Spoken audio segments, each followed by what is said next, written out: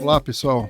Sou Wagner Galvão, dermatologista. Estamos aqui encerrando essa semana da Hidradenite com a presença ilustre da Jéssica Tauani, que é uma comunicadora. Eu costumo brincar com ela como uma celebridade e que foi a porta-voz dos pacientes com hidradenite. Então, em nome de muita gente, eu agradeço que ela fez um trabalho enorme e muitos pacientes têm a jornada encurtada.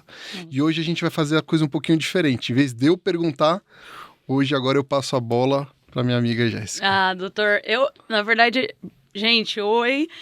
Eu quero te agradecer antes de me apresentar para o público, porque a gente encurtou essa jornada juntos, na verdade. Então, se não fosse também os seus esforços, sempre meu parceiro há anos já, me ensinou muita coisa. Então, o que eu passo para o público, você que me dá de informação, porque você que é o profissional que vai lá, que pesquisa, que bota a cara no livro, eu só venho aqui e conto tudo, é a parte fácil.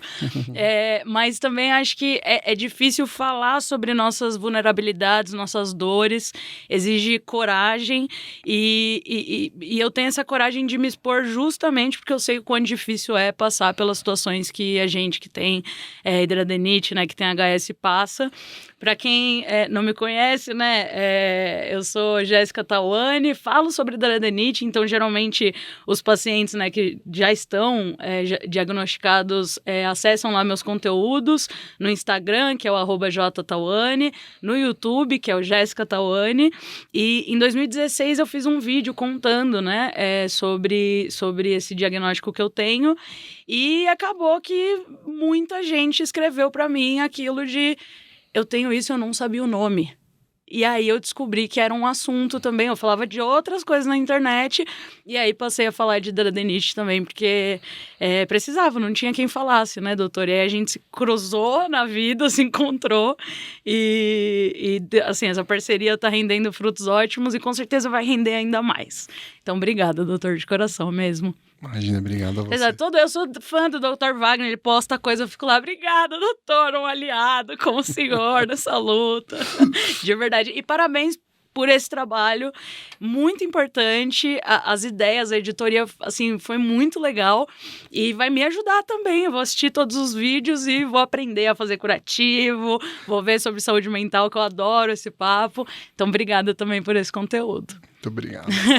Agora vamos comigo, que o papo é de paciente para médico.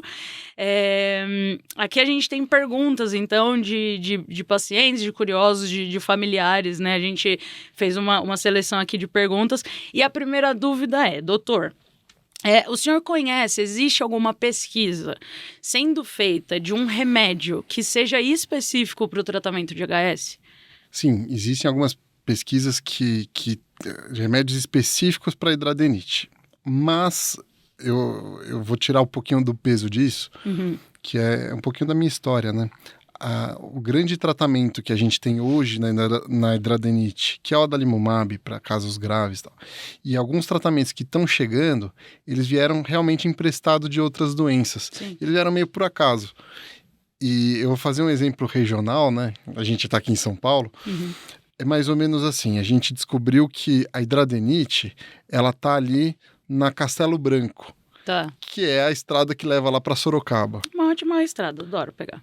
Então, mas a gente descobriu por isso que ela não tá na Dutra, ou que ela não tá na Imigrantes, que é a que vai para Santos, ou que vai para o Rio. Sim. Então, a gente conhece essa estrada de outras doenças que estão por ali, que uma delas é a psoríase, e tá ali do lado, quase que na Raposo Tavares, correndo juntinho, as doenças inflamatórias intestinais, sobretudo a doença de Crohn. E a gente entendeu que o caminho dessas doenças ele é meio parecido. Então, hoje a gente tem uma parada, que é o adalimumab, que ele serve para as 3 doenças. A gente vai ter agora, no segundo semestre, já está submetido aqui na Anvisa, a aprovação do Cosentyx, que é o secukinumab, que é uma segunda parada. A gente ainda não tem muito claro assim qual que é melhor, como é que entra uma, como é que entra outra, mas a gente já sabe que no meio dessa estrada vão ter outras paradas que vão servir para hidradenite. Mas então tem pesquisa rolando. Então, tem dessas de remédios de outras doenças, o que tem uma vantagem, que quem está perguntando que é uma coisa nova, exclusiva, Sim. mas olha que legal, quando você pega coisa de outras doenças, você já conhece a tecnologia, você já sabe o aspecto de segurança, a coisa já está rodando. Isso é ótimo. Então, assim, você já, quando entram alguns remédios desse, a gente fala, ó, eu já conheço o remédio há 2, 3, 5 anos, Sim. então já sei onde que bate, como é que é o negócio, como é que a gente usa, a gente já tem experiência na estrada. Tem uma coisa também, né, doutor? Eu sinto, com essa experiência, né, essas nossas conversas, de que o cenário há uma década atrás era muito pior. Hoje em dia a gente tá avançando ou é uma sensação, porque eu tô conhecendo mais sobre o assunto, que tá pintando mais coisa? Não, tá certinho. O que aconteceu? Foi meio que por acaso, em 2001, teve a publicação de um caso, de um remédio, que olha que coisa, ele é um remédio parecido com a adalimumab, só que ele não tem aprovação para hidradenite. Mas este remédio, ele foi usado no paciente que tinha doença de Crohn e que tinha hidradenite. E o médico, que é um espanhol que usou ele, falou, opa, por que melhorou? E mudou a forma da gente entender a doença. A gente começou a olhar cada vez mais a inflamação e entender que estava ali naquele meio, que já tinha tratamento para várias outras doenças. Então, isso mudou a forma de entender e rapidamente mudou assim, ó, o arsenal. A gente tem gente que falha o adalimumab, que eu dou esse outro remédio, que chama-se infliximab, tá? Mas a gente não tem na bula que ele trata hidradenite. Nossa, doutor, inclusive nem tá aqui, porque a próxima pergunta é sobre cirurgia, mas veio uma coisa assim na minha cabeça que como que faz? Isso é uma coisa que eu já sei porque a gente já passou por isso, mas eu queria muito que o senhor explicasse para que quem esteja assistindo sinta a importância de se engajar na luta e no assunto da doença. Então, não é assim, fui diagnosticado, vou tratar. Não, é bom você saber sobre a doença. Como que faz, por exemplo, para colocarem na bula que é para hidradenite? Putz, Assim, Sim. Rapidamente, tá? Sim, se eu viajar muito pro lado técnico, me puxa pra terra de novo. Sim. É assim, é interessante porque em algumas perguntas, e aliás, eu preciso agradecer um amigo que é um paciente, que é um amigo que mandou as perguntas pra gente fazer isso. Sim. Então, ele sabe quem é. Agora, é assim, tem muitos dados que eu preciso puxar vocês um pouquinho pro meu mundo. Para você botar a indicação do tratamento na bula, você precisa...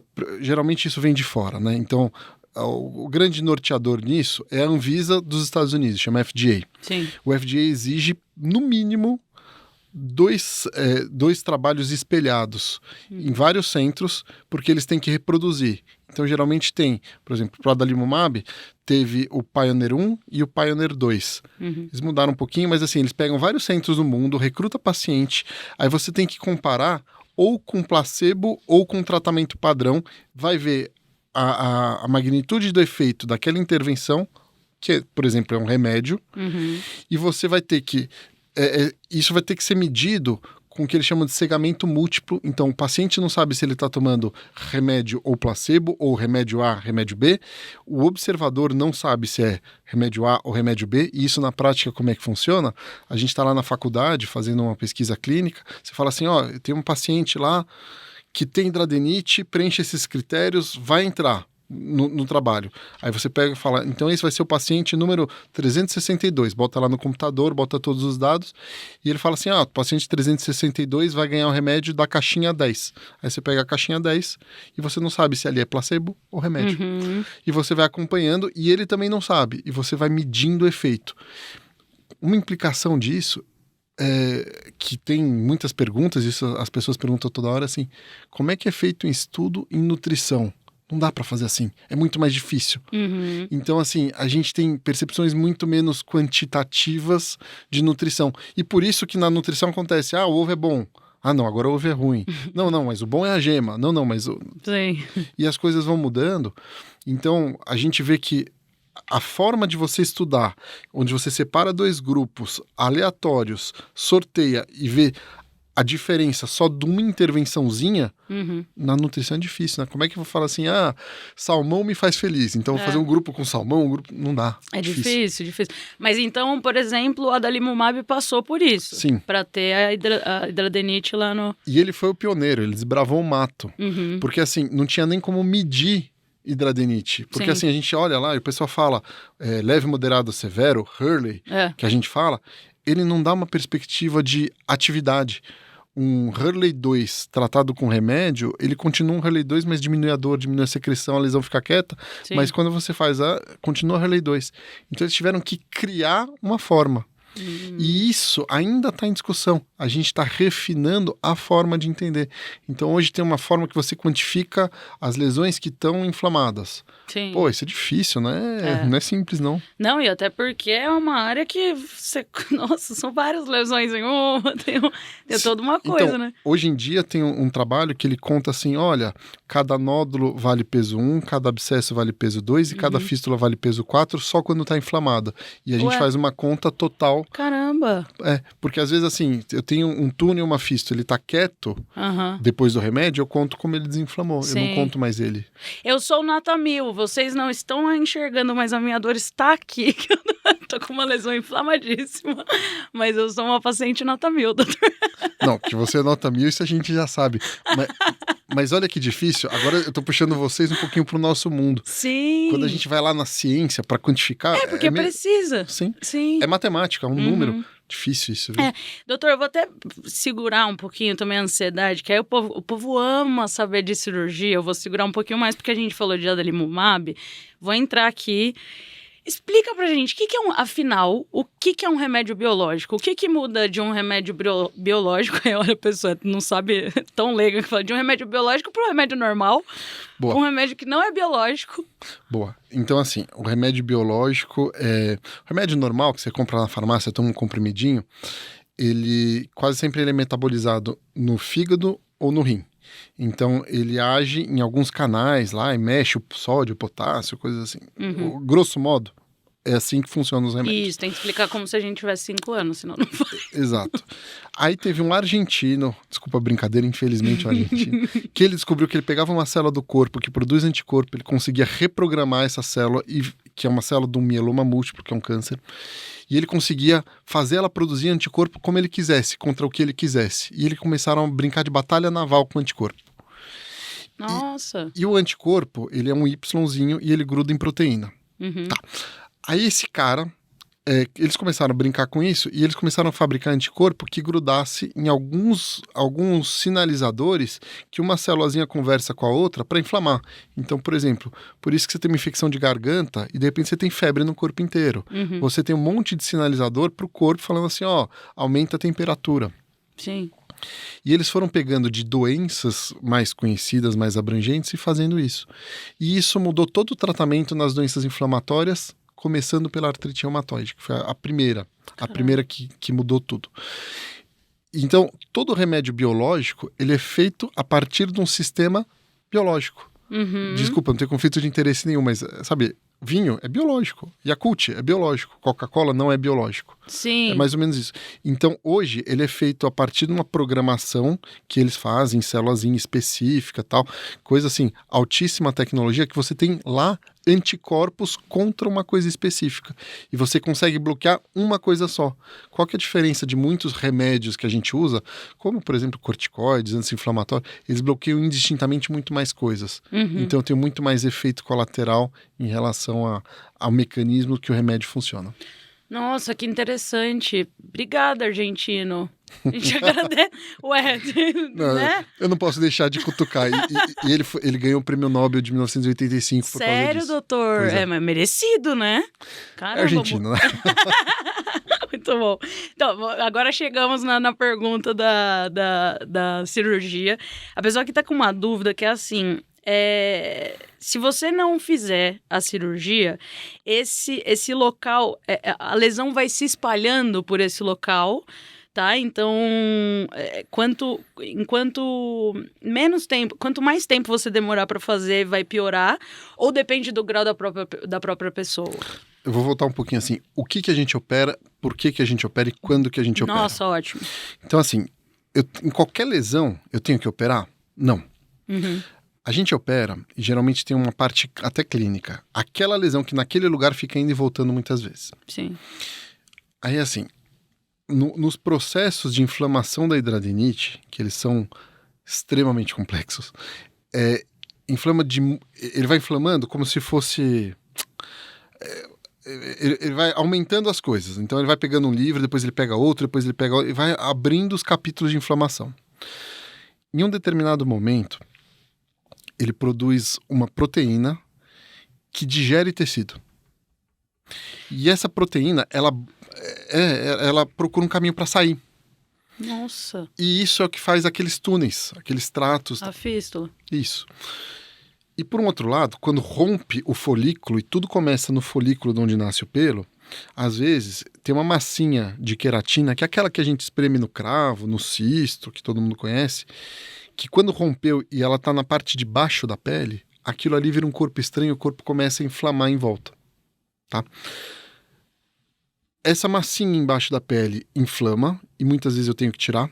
Uhum. E esses túneis, ele faz uma capinha de bactéria e com todos os tratamentos clínicos de remédio, antibiótico, biológico, mira, anti-inflamatório, muitas vezes eu não consigo cicatrizar. E ele começa a ter uma flora específica de bactéria que vai promovendo a inflamação contínua dele. Uhum. Então aquilo ali eu preciso tirar, que ele é um foco de inflamação. Aí que a gente opera. Então, às vezes chega o cara lá no consultório e fala assim, eu tô muito grave, não sei o que, vamos operar. Fala, não é agora que opera. Sim. Agora eu dreno, esfrio o processo, deixo o melhor controlado que eu puder para conseguir operar direito. E um outro problema que a gente tem, eu vejo muito no consultório também, é que muitas vezes o pessoal acaba operando assim, tem uma lesãozinha, vou lá e tira um pouquinho. Sim. Aí volta do lado, volta na cicatriz, fala, não, você tá tirando pouco.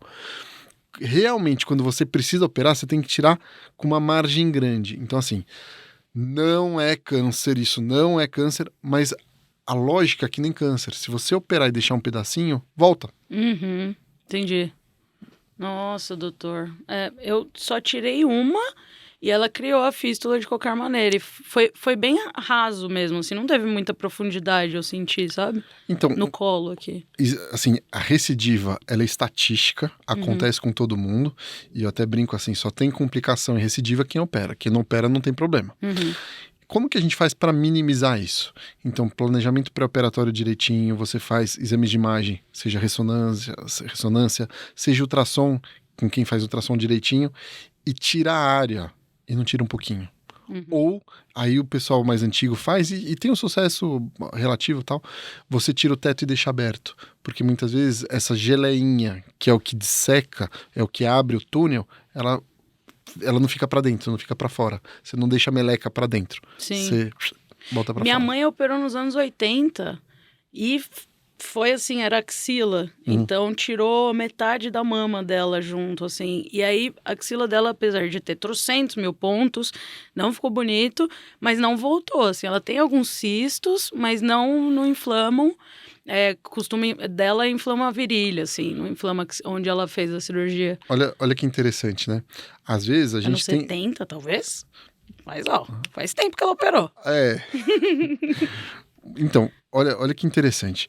Mesmo com, às vezes, o resultado estético não sendo o que a gente gostaria, né? Porque, por exemplo, eu opero bastante câncer de pele. E a assinatura do cirurgião é a cicatriz. Você quer deixar ela mais imperceptível possível, mais bonitinho possível. E às vezes a gente não consegue, não dá. Às vezes não é factível. Mas, resolve o problema. Então, resolver ela não tem mais nada? Não. Isso vem junto com todo o resto do tratamento clínico. Sim. Né? E eu gosto de conversar sobre isso com meus pacientes, da gente estabelecer, tipo, o que a gente vai fazer no curto prazo, no médio prazo e no longo prazo. E a cirurgia é um pedaço importante, mas não é único. Sim. Eu até falo que tem assuntos da hidradinite, assim, né? Porque a gente tem a questão médica, biológica, dor, não sei o que, e tem as outras coisas, por exemplo, autoestima. Eu prefiro uma marca na minha pele, uma cicatriz feia, alguma coisa assim, né? Feia pelo padrão de beleza da sociedade, do que ficar com a lesão, do que continuar com a doença dessa forma. Mas isso é um outro trabalho na vida do paciente, que você precisa pensar em conjunto, assim, né? Porque isso te faz muito infeliz, né? Não só a doença, mas a estética também faz parte do bem-estar, né? Então, a estética, ela ganha até um ar diferente. Que assim, quando a gente pensa na aparência, você está traduzindo como estética. Existe um outro conceito, que pra gente que faz dermatologia, é claro, se chama inestética. Isso não é estética. Estética é assim, eu não gosto do meu nariz. Fala, cara, azar é seu, você é italiano, nasceu com ele. Sim. Isso é estética. Pô, é assim, é esperado que ele seja assim. Inestética, é assim, a pessoa fez uma queimadura. Às vezes ela não tem disfunção, ela não tem uma perda funcional. Sim. Mas assim, aquela cicatriz, ela é inestética. Ela tá deformando a função estética de aparência. Ah, olha, eu não conhecia. Então é um conceito, por exemplo, a gente trata a acne por isso. E acne é um exemplo que todo mundo entende. Tipo, o menininho que tem acne, é assim, ele não vai morrer por isso, todo mundo sabe. Mas ele tem um prejuízo pela inestética. E as pessoas, às vezes, o veem diferente. E isso tem um impacto nele. Na hidradenite, muitas vezes, a gente tem que abordar isso dessa forma, com toda a delicadeza, tentando colocar, porque o não operar, às vezes, é só postergar um problema. Quando você fica com essa geleia lá, cara, ela vai cavar, ela vai aumentar. Então, assim, mas eu tolero. Não, você tolera isso aí vai crescer, isso aí vai aumentar. Então, em médio e longo prazo, não sei se é inteligente. Mas que interessante esse conceito, eu não conhecia, doutor. Ai, doutor é muito inteligente, eu adoro. Então, a próxima é sobre diagnóstico. Então, a dúvida é, porque aqui no Brasil a gente sabe a dificuldade de acesso, achar um dermatologista, ou melhor, achar um bom dermatologista. Infelizmente, adoraria que todos tivessem o seu conhecimento, né, sobre doenças e tal. Mas existe alguma característica específica para ajudar esse diagnóstico, né? Para que, por exemplo, aqui até especificam, né? Para que não se confunda com um furúnculo, né? Que não passe batido pelos especialistas ou por clínicos gerais, enfim. Olha que coisa, né? A coisa que é a virtude acaba sendo fardo. Exemplo, que exame a gente faz para diagnosticar depressão? Então, assim, você tem um conjunto de sintomas, você pode excluir outras causas fisiológicas, hipotireoidismo e tal, mas assim, aquele comportamento, para quem conhece, é a depressão. A gente pode até fazer alguns questionários, e isso é muito para padronização nos estudos. A hidradenite, o diagnóstico, ele é clínico. Sim. Traduzindo, se você conhece a doença, você faz diagnóstico. Se você não conhece, você fica esperando uma bala de prata, um exame, alguma coisa que vai fechar o diagnóstico no papel. Talvez não seja da tua geração, né? Tinha um joguinho detetive. Você, o Coronel Mostarda na casa. Joguei bastante. Então, mas é isso. O pessoal tá esperando, tipo, o Coronel Mostarda com candelabro na sala de estar. Tem que ir lá e todas as... Não, e assim, quem conhece a doença faz. Minimamente, tem 3 critérios que a gente usa que são aceitos internacionalmente e hoje a gente faz. É assim, as lesões são típicas e para isso você precisa conhecer o que são lesões típicas. Então, tem os comedões de 2 cabeças, você tem as cicatrizes em ponte, os nódulos, os abscessos, as fístulas. As localizações são típicas, as localizações de dobra de pele, axila, virilha, intermamária, inframamária, inguinal, nádega, tal. Houve crises e mais de 2 crises em 2 meses, ou seja, recorrência de lesão? Sim, houve. Fechou o diagnóstico. Aí, muitas vezes, assim, talvez seja, sei lá, menos conhecimento, né? Menos intimidade com o assunto. O pessoal fica lá, não, isso deve ser uma furunculose, isso deve ser infecção, isso deve ser isso. Sim. Aí entra numa coisa que, assim, olha, eu concordo que é difícil para quem não conhece. Porque nenhum exame vai falar assim, isso aqui é hidradenite. Sim. No máximo, um exame anatomopatológico, ele pode falar assim, isso é compatível com hidradenite. Mas ele pode dar uma coisa completamente diferente. E se a pessoa que está lendo não consegue interpretar, não é o patologista que vai fechar isso. É você, o clínico. Tenho uma dúvida. Eu fui... faz 2 meses, sei lá, fui ao ginecologista, me pediu uns exames e tal, tava fazendo ultrassom de mamas. E aí, comentei com a médica, porque tem as lesões, né? E aí ela falou, hidradenite e tal, e começou a falar de hidradenite como se fosse a gente. Conhecia super. Eu falei, mas doutora, é muito raro achar um médico que conheça hidradeniite. Ela falou, não, como eu trabalho com ultrassom, eu pesquiso muito, porque tem saído alguns estudos com ultrassom e a hidradeniite e tal. Você sabe, tem alguma coisa nesse sentido? Muito. Hoje, o ultrassom, eu brinco que a gente tem que ter um ultrassonografista de bolso para poder fazer isso. Porque, assim, o ultrassom da pessoa que não conhece é duplo cego, que nem eu estudo lá, a caixinha número 10 lá, você não sabe. Sim. Vê uma coisa completamente aleatória. Graças a Deus, por exemplo, aqui em São Paulo, por estar trabalhando bastante, tem uma rede de pessoas que eu falo, ó, no Sírio tem a Luciana, lá no Oswaldo Cruz tem a Milena, lá tem a Elisa que faz lá no Alta, lá no EVC. Já tem as pessoas específicas que eu sei que fazem isso muito bem. Tem muitos estudos que vêm do Chile, tem uma chilena que fala muito isso, que é a Ximena Wortsman, e, por exemplo, a Elisa e a Milena, elas ficaram no Chile para aprender. E eles têm critérios ultrassonográficos diagnósticos e eles ajudam muito a gente a entender a gravidade e planejamento cirúrgico. Por quê? Os critérios diagnósticos, basicamente assim, você vê dilatação do folículo, você vê os cistos, você vê os folículos inflamados superficialmente, você consegue, dá para ver tudo. Que legal! E tem muita coisa que no exame físico você não vê. Então tem até um dos grandes publicadores disso, é um espanhol, que é o Martorell, né? Puxa, uma simpatia. Ele esteve no Brasil ano passado e eu acho que ele vem esse ano de novo. Ele tem umas imagens e fala assim, ó, isso aqui você vê no exame físico, um abscesso superficial. Agora tem um monte de coisa que ele fala assim, ó, daqui para baixo você não consegue ver e não consegue graduar. E tem um estudo que 70% dos casos moderados, quando você faz ultrassom, ele vira grave. Porque tem muita coisa que é imperceptível ao exame físico. Nossa, entendi. Ele muda a nossa percepção de gravidade. Então, assim, quando é muito grave, a princípio, talvez não é ali que eu preciso mais do ultrassom. Talvez quando é leve ou moderado, que às vezes a gente come bola. Sim, porque não te dá... Você vê o iceberg, né? Exatamente, adorei a imagem.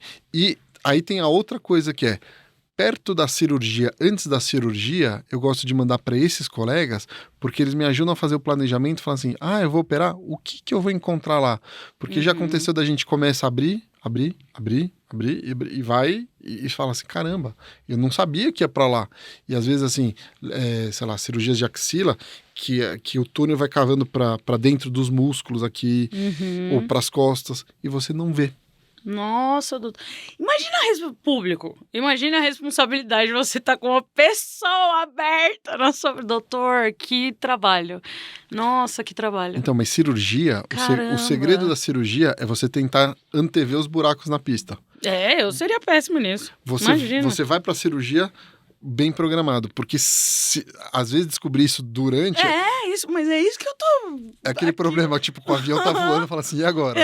Nossa, mas que bom então que essa tecnologia... Cara, eu tô bem esperançosa, assim, sabe, com essas nossas conversas, porque não tinha. É isso que eu tava falando, sabe, há um tempo atrás a gente não conversava nesses termos. Sim. Então, especialmente essa semana de hidradeniite, a gente tem muito a celebrar, eu sinto. A próxima pergunta é uma que sempre vem, a gente já discutiu isso, então se fosse a pergunta de 1 milhão de reais, eu estaria milionária agora. Mas realmente é curioso. Prevalência em homem e mulher, quem tem mais? Mulher. Gente, tem a TPM, tem tudo isso. E a hidradeniite também. Vocês vivem mais. Nossa, mas vive lascada, que adianta? Olha que interessante, né? Existe uma associação hormonal, então na mulher ela era mais marcado. E às vezes, né, eu me permito brincar com algumas pacientes, falar assim, olha, é tão hormonal na mulher que muitas vezes a gente tem que mexer nos ciclos ovulatórios da mulher e isso melhora muito. E no homem não dá para fazer isso. Sim. E por um outro lado, tem uma hora que a hidradeniite cansa de vocês e vai embora. Então, em boa parte, assim, quando chega lá, eu não posso ficar esperando a menopausa. Mas isso acontece. No homem, não. No homem eu tenho menos casos, mas muitas vezes os casos são mais graves. Então, assim, dos piores casos que eu lembro da minha cabeça, tudo homem. Não, isso eu já tinha percebido, até porque em conversa comigo, assim, os casos que chegam de rapazes também, ou de homens mais velhos e tal... É uma situação, doutor, assim, de pessoas que perderam emprego, de pessoas que estão trancadas em casa, de pessoas a vida, assim, realmente impactada 100%, sabe, pela hidradenite. É muito triste. Sem ficar entrando nas minudências de histórias muito graves, tem histórias muito tristes. Graças a Deus, isso não é competição, talvez seja coisa assim, a vantagem de ser mulher é eu ganho a possibilidade de tratar com essa parte de hormônio que eu não tenho no homem. Exato. E sem contar que isso da menopausa, né, eu vejo dentro de casa. Então, minha avó e minha mãe, de fato, melhorou muito, amenizou muito, assim, não tem comparação. O que era na juventude, fazer adulta, para o que tá agora, sabe? E aí eu olho o meu futuro e falo, que bom, né? Vai melhorar. Então, mas só não dá para esperar até lá. Sim, ter uma vida ruim até lá, né? Isso. E a gente tem, hoje, a gente começa a ter um conceito de mudança da história natural da doença. Então, assim, como fosse uma escadinha progredindo, você consegue mudar essa história. Então, não vamos ficar subindo esses degraus, não vamos para esse lado tão ruim. Tem um fato curioso, doutor, que antes, né, quando eu pesquisava no Google, antes de eu te conhecer, tá? Pesquisava no Google lá, hidradenite, o que é? Vinha que era um problema nas glândulas sudoríparas, né? E aí depois a gente se conheceu tal, você me ensinou que na verdade é um problema no folículo piloso, mas de fato na cirurgia você tira essas glândulas, ou tô errada? Assim, que dá nessas glândulas? Tem a ver ou não? Então, vamos tentar explicar assim. Na pele, se eu olhar a pele aqui, fizer um corte, eu vou ter os pelinhos, né? Em alguns momentos eu vou ter essas outras glândulas apócrinas, que são as glândulas sudoríparas, no meio. E tem um pouquinho de lá, um pouquinho de cá. Quando você opera, não é que eu tô tirando cada glândula. Você tira um bloco, e muitas vezes você tira o túnel. Tá. Houve na evolução do entendimento da hidradenite, a gente entendendo que o processo inicialmente é folículo piloso, folículo pilosebáceo, que tem uma outra glândula lá, que é a glândula sebácea. Tá? Recentemente houve alguns trabalhos mostrando que existe alguma coisa no suor que pode piorar. Então, que irrita mais e que isso é mais associado a homem. Que isso tem uma parte andrógena. É um problema maior para o homem. Isso é uma pesquisa super recente. Mas se entendeu que assim, o problema é o folículo pilosebáceo. Tá? E na cirurgia não é que você tira um ou tira outro. Você arranca tudo. Tá. Mas, por exemplo, na depilação, o que a gente faz na depilação? Você tira o pelo e você acaba diminuindo o folículo pilosebáceo. Você não mexe na glândula apócrina. E melhora muito.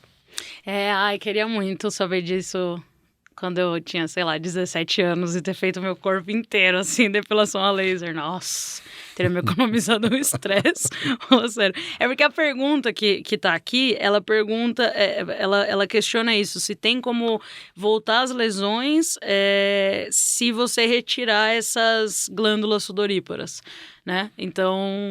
A resposta não é na glândula sudorípara. Exato. E não tem como tirar, tipo, seria, sei lá, você...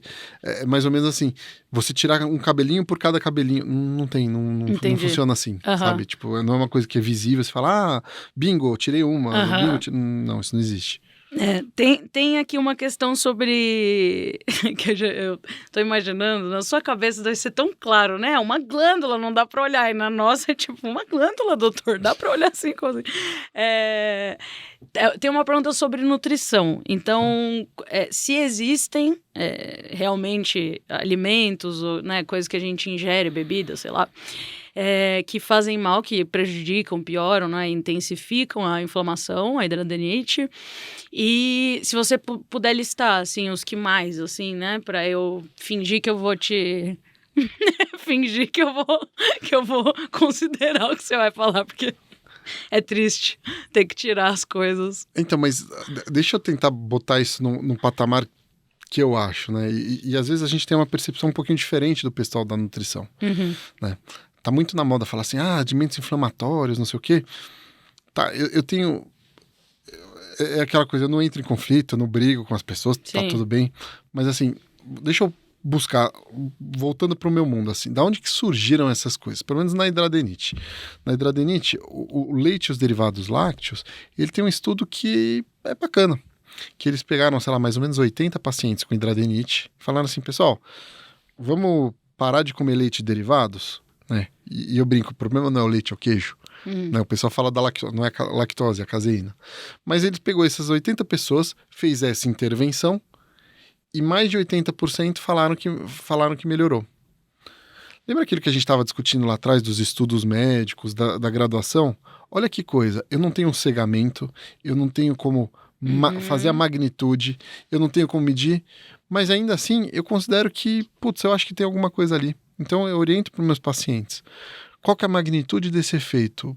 A gente não tem como quantificar, Sim. Mas faz sentido. Agora deixa eu passar um pouquinho para o meu mundo. Imagina que você conhece alguém, levou alguém lá pro hospital e a pessoa chega infartada. Dor no peito, coração apertado. Fala assim, tá bom. Para de comer o sal. Mas como assim? Você tá infartado, dieta com muito sal, aumenta a pressão, aumenta a síndrome metabólica, bagunça o colesterol, a pessoa ganha peso, obesidade, diabetes, placas ateroscleróticas, instabilização da placa e infarto. Então para de comer o sal. Você fala, não. Para chegar aqui, teve um monte de processos patológicos até lá. Na pessoa que está infartada, eu consigo resolver o infarto tirando sal? Nossa, óbvio que não. Total. Óbvio que não. E não quer dizer que eu vá falar assim, lasque-se isso e coma todo o sal do mundo. Não. É um pedaço da história. Faz sentido. Talvez nessa pessoa, se quando ela era pequenininha, lá, criancinha lá em Barbacena e tal, se ela não comesse tanto sal, talvez ela não chegasse lá.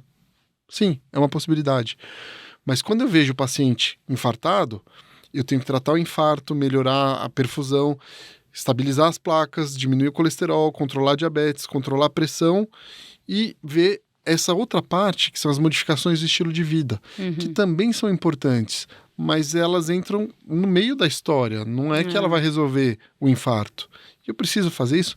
Preciso. É importante? Muito. A gente conta com os nossos amigos. A Clara lá, nutricionista, faz bastante isso. Contamos com ela. E em alguns casos isso pode resolver muito. Como no paciente infartado. Ele foi lá, resolveu mudar, vai comer aquelas coisas que ela adora lá, chia com não sei o quê, e resolveu. Que bom. Mas eu tenho uma outra parte ali no meio. Sim. Né? Que foram uma sequência de eventos, como você está mostrando em você mesmo. Genéticos, mais ambientais, que levaram a isso. E às vezes as pessoas ficam se iludindo procurando uma bala de prata que resolva tudo. Sim. E essa bala de prata não é nem a nutrição, nem o remédio, nem a cirurgia. E provavelmente todas elas juntas. Inclusive tem um segmento aqui, né? Uma parte que fala sobre o emocional. Né, se tem essa causa emocional, porque quando a pessoa tem muito estresse, piora a lesão.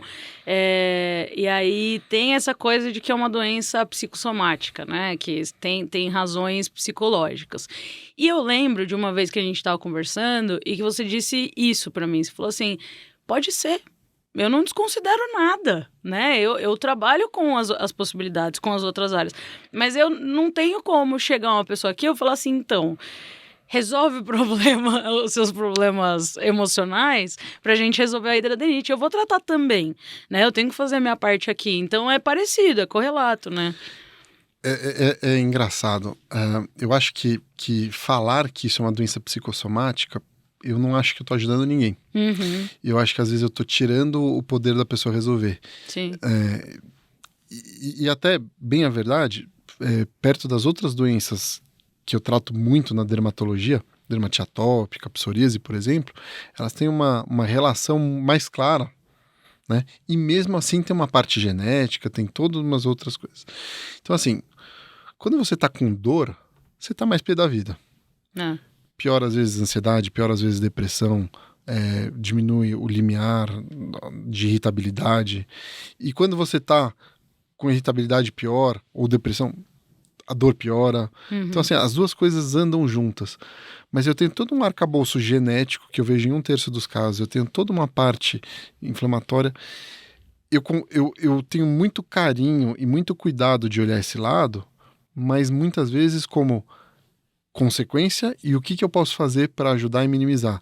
Tanto que ainda a gente vai gravar depois, mas vai passar antes, mas a gente vai ter um bate-papo com um amigo meu psiquiatra justamente para ver todo esse lado, né? a família sofre muito, a pessoa sofre muito, e eu não acho que ajuda em nada eu botar o foco nisso. Sim. Eu preciso reordenar a pessoa, melhorar a dor, tratar a doença, e se tiver que fazer psicologia para aumentar a resiliência, reordenar as ideias, façamos. Se tiver que tratar a depressão, a ansiedade, Sim. ótimo, tratemos. Mas eu não espero que eu fazendo isso, eu melhore a lesão da hidradenite. Uhum.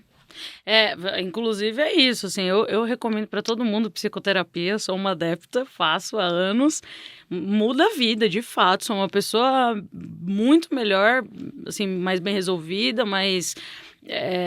Te ajudou muito. Muito, doutor, muito, assim, realmente sou mais dona da minha vida, assim.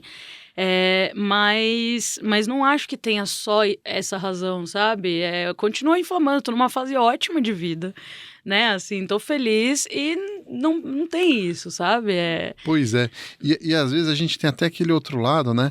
Da pessoa ficar procurando esse culpado e jogando esse culpado e tira, às vezes, o poder de resolver as outras coisas, de tratar. Sim. Então, assim, não. Em geral, até a minha percepção é muito diferente. Sabe quando você tem uma panela de pressão? Tipo, às vezes você tira a dor, puxa a válvula, aí vaza e tal. Acabou a pressão, aí você consegue abrir e ver o que está acontecendo lá dentro.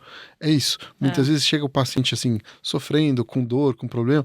Aí você fala assim, beleza, deixa eu tentar organizar a casinha, tirar da crise, tratar a dor crônica, vamos botar as coisas no lugar e tal. Aí eu consigo ver se todas aquelas repercussões no lado psicológico, psiquiátrico, são consequência e é só um ajustamento, ou se eu tenho que entrar e tratar isso aí também. Uhum. Muito legal. Adoro discutir esse episódio também de saúde mental. Muito legal, muito legal. Fiquei muito feliz. Doutor, voltando para a cirurgia aqui, né? A gente tem uma pergunta sobre cirurgia de grau 3. Então, a pergunta é uma cirurgia mais invasiva. Então, a dúvida é quanto tempo demora para fechar, ou se vai de pessoa para pessoa. Mas antes da gente saber quanto tempo se demora para fechar a cirurgia de grau 3, eu gostaria de entender quais são os tipos de... como você fecha. Tá? Porque tem diferentes técnicas para fazer, né, a cirurgia da hidradenite. Sim. E por que você escolhe? Sim. Qual que é o racional que a gente usa, Exato, como que a gente pensa? Beleza.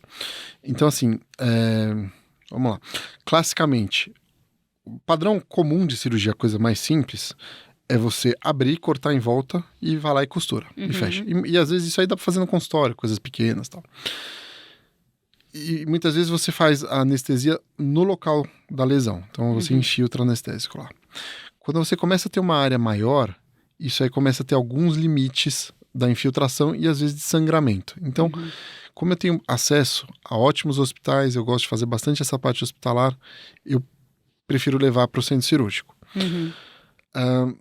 Tem gente que usa uma técnica que é o destelhamento. Você tira o telhado. Então, você tem um túnel, você bota um caninho que você acha a entrada e a saída do túnel, vai lá, corta em cima, raspa embaixo e deixa aberto.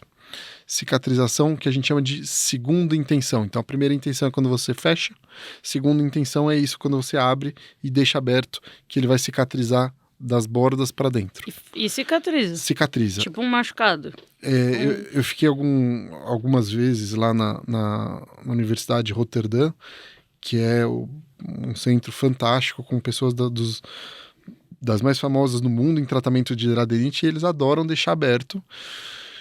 Só que eu não sei se isso é uma diferença cultural muito grande, mas assim, eles gostam de deixar aberto, faz o tratamento, fecha às vezes de 4 a 6 semanas. Caraca! Sim. Demora. Sim. Resultado final é horrível? Não é horrível.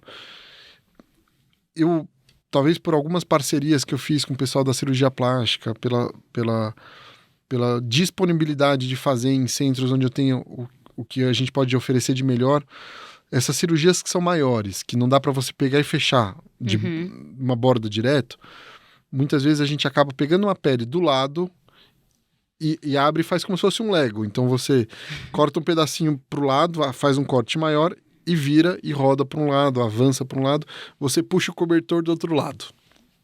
Isso é retalho. Isso é um retalho de avanço, um retalho local. Ai, doutor, peraí.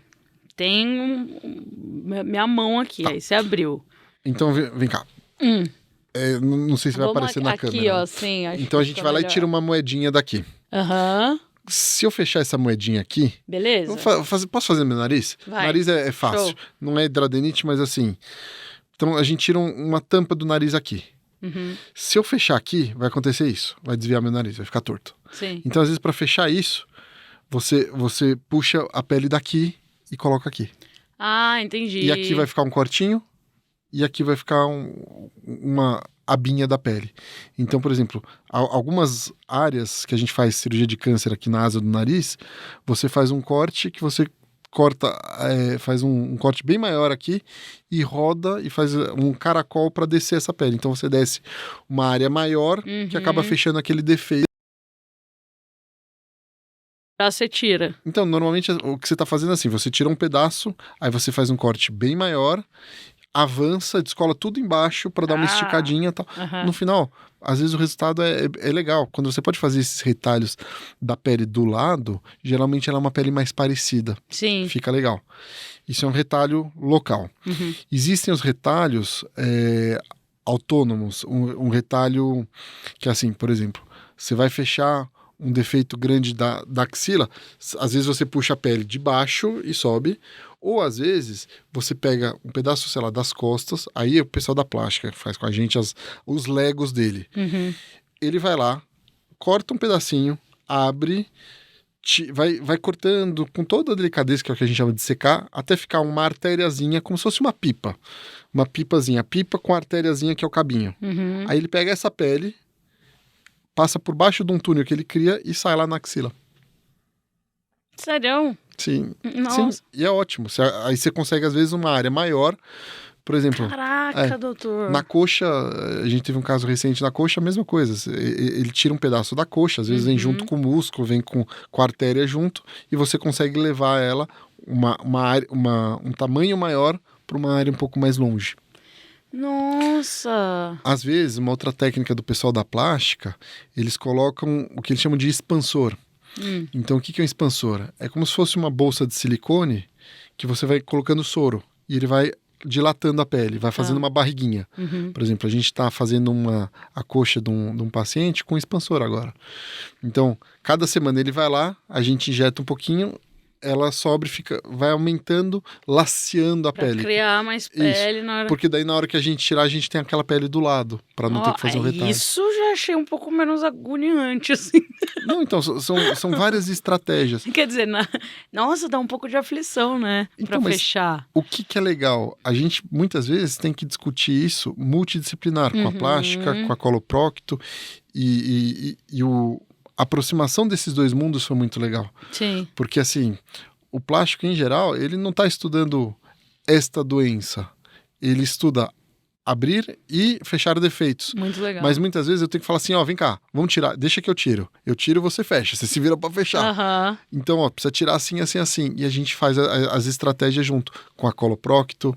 Tem casos que a gente está discutindo, a gente conseguiu achar o pessoal da gineco, porque às vezes tem lesão, assim, muito de reconstrução perivulvar, por exemplo, que também trisca com a ginecologia, às vezes trisca com a urologia. Então... porque a gente tem nos grandes lábios, né? Sim. Então é muito próximo ali da... Sim, e Quer dizer, a gente não, né? Algumas pacientes, claro. Muitas vezes, essa é a discussão nossa do dia a dia, com coloprocto, e não são todos os profissionais que se encantam por tratar esse tipo de doença, que realmente é difícil, desafiador. Nossa, muito. Não, realmente. Mas então, duas perguntas. Cirurgia de grau 3. Fecha a depender o tempo, né? Dependente da técnica. Então tem gente que vai pegar... Depende da técnica de fechar. Esse é o ponto. Então, se é essa que eu falei assim, de axila. Tem coisa que assim... A gente usa muito curativo a vácuo, que ele melhora a cicatrização, ele aumenta a chance do retalho durar e diminui a chance de deiscência. Que é uma das coisas que é um problema na hidradenite, a chance de abrir ponto. por isso que muita gente gosta de deixar aberto. Sabe assim, putz, a chance é tão alta de abrir ponto e abrir a sutura, o fechamento que eu faço, que eu prefiro deixar aberto, que eu já sei o que vai acontecer. Sim. Então a gente tem usado bastante alguns curativos de pressão negativa, que é um aparelho específico, que ele fica sugando tal, isso aumenta a granulação, aumenta a aderência, aumenta a perfusão, a oxigenação dos tecidos, e ele diminui a chance de abrir e de infeccionar. Sim. Então, uma dessas, assim, às vezes a gente opera em 2 tempos, opera um dia, depois faz o fechamento daqui a 4, 5 dias depois do vácuo, 10, 15 dias tira o ponto, tá resolvido. E aí, isso o paciente fica em casa, doutor? Quando você deixa aberto, ele pode ficar, ele fica em casa. Esse aqui, às vezes, 4, 5 dias, às vezes a gente deixa dentro do hospital, mas dá para ficar em casa. Existem vácuos que você leva para casa. Então, leva um aparelhinho para casa, ou às vezes vai com o que a gente chama de home care, vai a enfermeira e fica ajustando. Ah, tá. Como é uma coisa que às vezes no primeiro dia, putz, não adapta direito e tal, às vezes 4, 5 dias, a gente prefere deixar ele dentro do hospital, sei lá, opera numa quinta e vai fazer a segunda cirurgia na terça, na segunda e vai embora na quarta. Entendi. Nossa, quanto mais eu sei sobre dradenite, mais eu vejo que eu não sei sobre dradenite, né? Porque é muita... Cirurgia eu não sei nada. Então, são técnicas diferentes. Uma cirurgia mais simples, entra, faz a cirurgia e vai embora no mesmo dia. Sim. Aí eu tô falando de coisas assim, mais complexas e tal, até mostrando uma possibilidade de abordar casos mesmo que complexos. Sim. Então tem casos... eu não falei, por exemplo, de enxerto. O que é enxerto? Que às vezes o pessoal fala. Enxerto é o seguinte, você pega como se fosse um ralador de queijo, um fatiador de queijo. Ai. E você tira um pedacinho de uma pele, por exemplo, da coxa. Ou, sei lá, da barriga. Aí essa pele que sai uma fatiazinha de queijo e você bota num expansor, que ele vai quadricular ela e uma pecinha que é assim, ela vira assim, toda furadinha. Nossa. E você vai colocar isso em cima da área de defeito. Então... E a de baixo você fecha. E essa de baixo, como você tirou muito superficialzinha, controlado, isso aí cicatriza, normalmente leva um tempinho, ele fica só uma mancha. Entendi. Normalmente a cicatrização porque é muito fininho. Quando fala enxerto dá uma sensação de Frankenstein, né? Parece que você vai retalhar a pessoa e tal. Não, então, não sabia que era... Esse é um enxerto laminado, assim. Tá? Por exemplo, diferente de outros enxertos que você pega, sei lá, um pedaço da pele aqui de trás e tal. Mas esse enxerto que você expande, que você precisa de uma área maior, o que vai acontecer? Toda a cicatrização por segunda intenção, ela sai das células do mesmo folículo. As células tronco ficam lá. Então você está fazendo uma ilha onde tem muito mais folículo lá perto do que se eles viessem da borda para o centro. Então, esses buraquinhos, eles fecham muito mais rápido. Legal. Massa. Também tem uma dúvida aqui sobre uma pessoa Hurley 1, grau 1. Tá. Se faz cirurgia ou não se faz? Geralmente não. Um dos casos que a gente tinha muita dificuldade de como lidar era essa pessoa que tinha o tal do Hurley 1, que é uma classificação que é ótima, mas é péssima. Porque às vezes você tem gente que tem Hurley 1, mas em áreas muito extensas, que é uma forma folicular que é desafiadora. E essa forma, geralmente não é com cirurgia que você resolve, é com tratamento clínico. Sim. Então, essas lesões foliculares mais superficiais, em geral a gente não opera, ou opera pouco.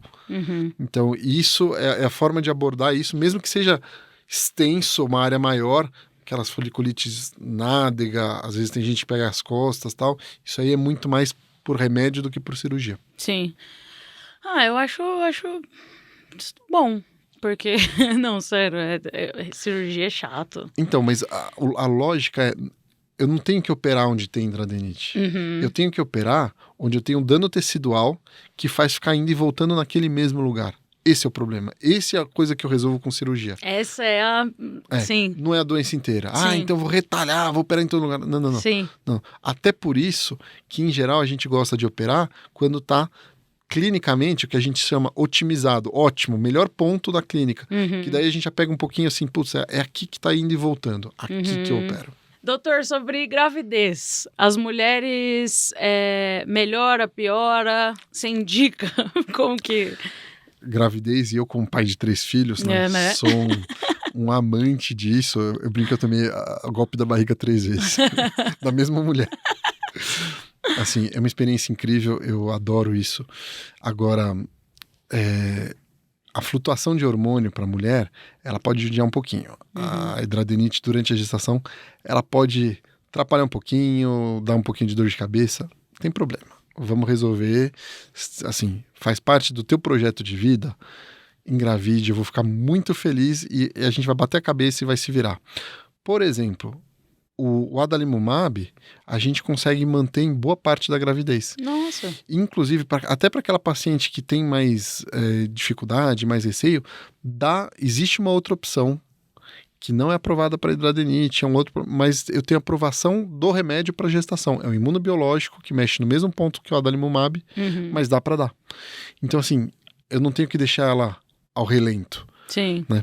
Tem muita coisa que eu não posso fazer, mas bora, vamos tratar durante a gravidez. Massa. Outra dúvida aqui é se o senhor já viu, se existe caso de uma hidradenite que melhorou. A pessoa era Hurley 3 e aí fez tratamento, tal, se cuidou. Hurley 1 melhorou muito, assim, as lesões. Então, o Hurley é ruim porque ele não regride. Por mais que ele melhore, ele continua sendo 3 porque você vê lá os trajetos fistulosos. Então, essa é a maior crítica. Né? E até quando o pessoal fala, ele é Hurley 1, ele é Hurley 3, não é assim. A Hurley, ele é feito assim, até no exame físico eu boto isso. Ele é Hurley 3 na axila direita, Hurley 2 na axila esquerda, Hurley 1 aqui. Não sabia. Porque ele é uma classificação feita para cirurgia. Entendi. Então o Hurley 3 que melhora, ele continua sendo 3. O 2 que melhora, continua sendo 2. Entendi agora. Esse é o problema. Olha só, doutor. Ele vai muito de lesões prévias e se a área está inteira comprometida ou não. Então, o Hurley 3 ficou sequinho, ficou ótimo, maravilhoso, e continua sendo 3. Tá. Mas entendi a pergunta. Um Hurley 3 consegue melhorar? Olha, até consegue. Por exemplo, a gente pega esses casos que às vezes progride, né, as mulheres, diminui essa parte hormonal ou resolve as outras coisas e consegue ficar quieto, quiescente. A gente consegue. É a regra? Não é exatamente a regra. E graças a Deus, alguns com tratamento clínico, a gente consegue uma melhora muito grande e fica quieto. Sim. Qual que é o problema? De vez em quando, melhora, aí vocês fogem da gente. Ai, jura? Pois é. Nossa, quem será que fez isso, doutor? Olha, eu não vou falar de nomes, mas assim, isso é muito comum. Aí melhora, se de repente ela some.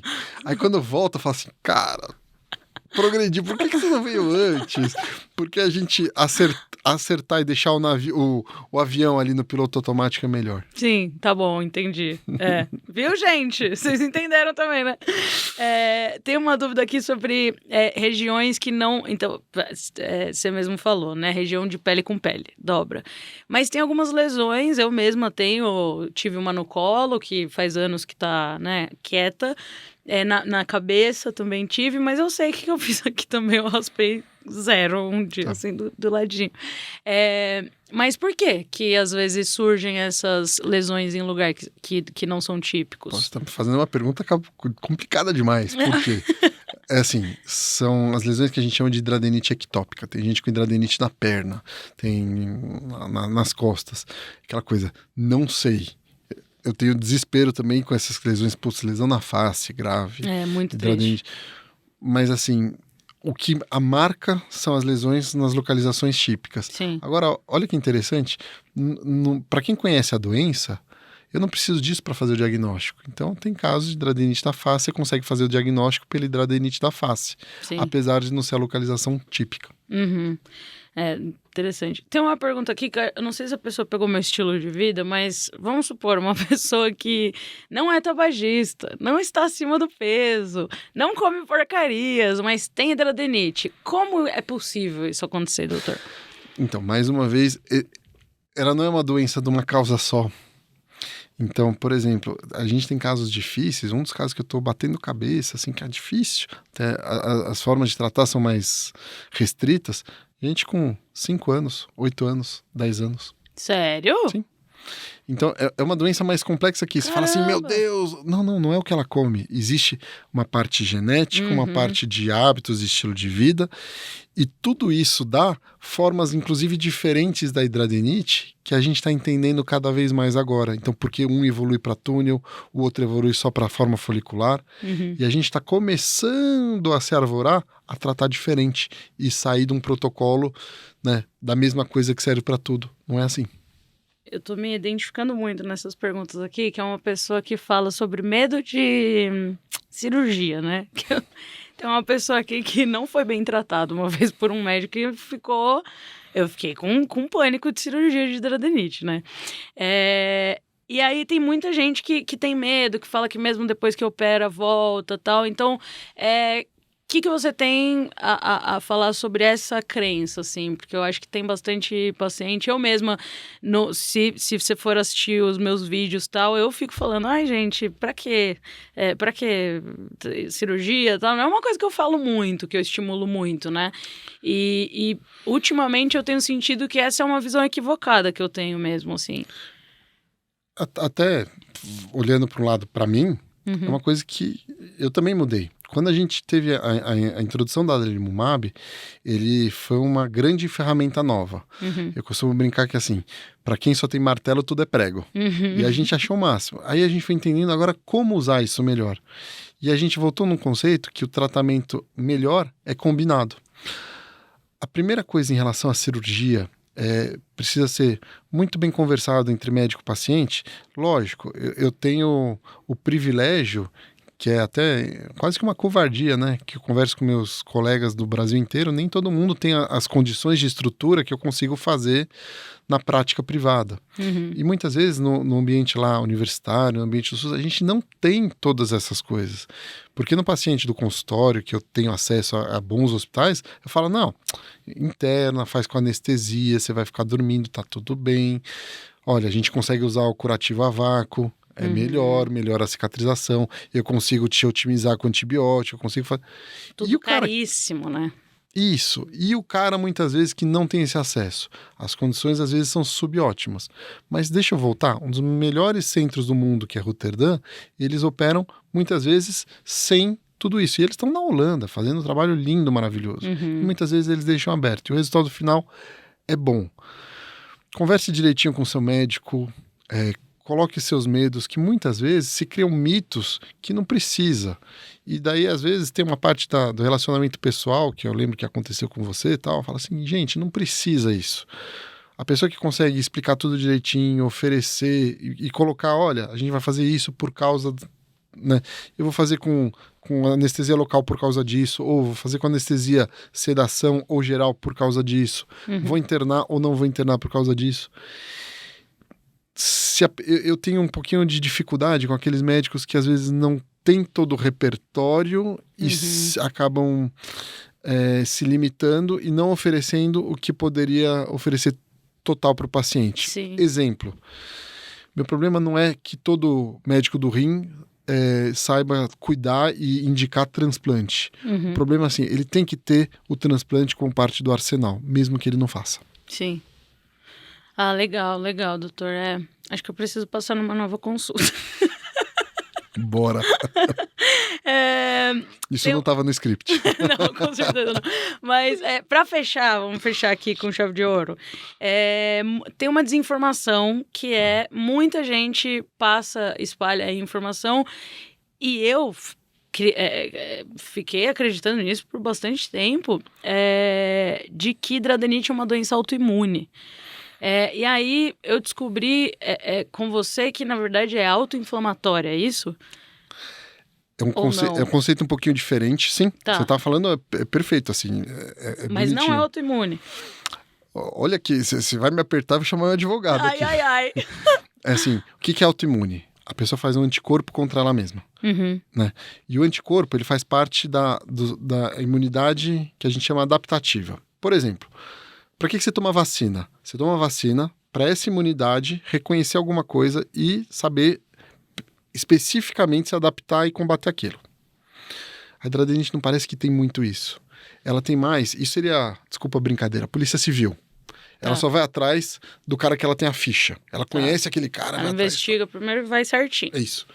O que é a polícia militar? A polícia militar fica na rua. Ela fica olhando o que está acontecendo, vê alguma confusão, sai atrás de alguém. Ela não tem ficha de ninguém. Isso é imunidade inata. A gente tem essa parte. E a hidradenite é um problema inicialmente mais da imunidade inata do que na imunidade adaptativa. Os problemas da imunidade inata, eles são autoinflamatórios. Então, a polícia, né, a imunidade inata, ela responde a muita coisa. Olha que interessante. Esta é a razão da alteração das bactérias, da flora, ser tão importante na hidradenite e não ser exatamente uma infecção. Porque o sistema de defesa, a polícia militar, a imunidade inata, ele responde à alteração de bactéria.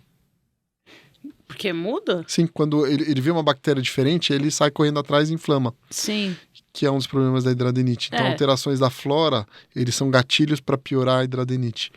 Flora bacteriana. Flora bacteriana que é natural. A gente tem bactéria em tudo que é lugar. Sim. Mas na hidradenite, muitas vezes muda ali no folículo.